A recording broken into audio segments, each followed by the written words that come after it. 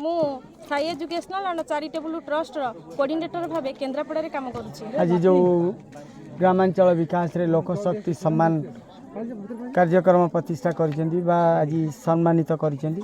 केउ मानकु सम्मानित करा जायछि। हाँ एठी आमर सम्मानित होइचंती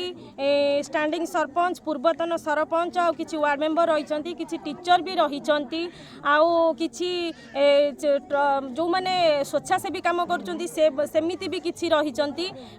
खास करी जो माने ग्राम अंचल रे विकास रो काम करिसंती किछि लोक शक्ति नै कि काम करिसंती किछि समाज पई काम करछंती ग्राम रो उन्नति काम करिसंती सेही भली किछि सिलेक्शन करिकरी हम ट्रस्ट तरफ रो आमे आज एठी संबर्धित करिछु। तो अन्य तो कि थला रास्ता तेबे आपण ए लोक मान को सम्मानित करिवार अर्थ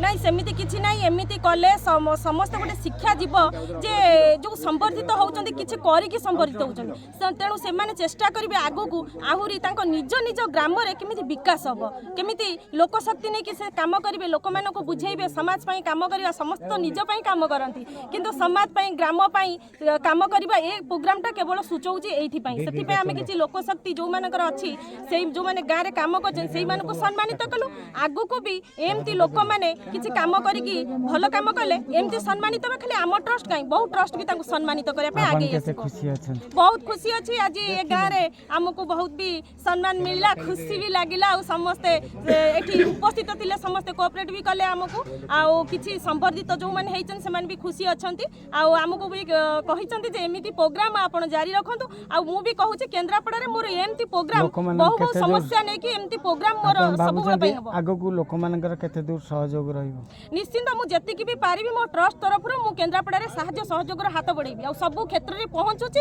लोक मानक आपनक सहित आगु जेमि एबे अछि आगु केते दूर सहयोग रहइबो बोली भाबु। हां एबे जेमिति अछि सेमति रहइबो मु तो बहुत आगुरु करूची काम लोकन पई सेबारे मु जडित अछि किंतु एबे जेमिति करछि आगु के सेमति करछि।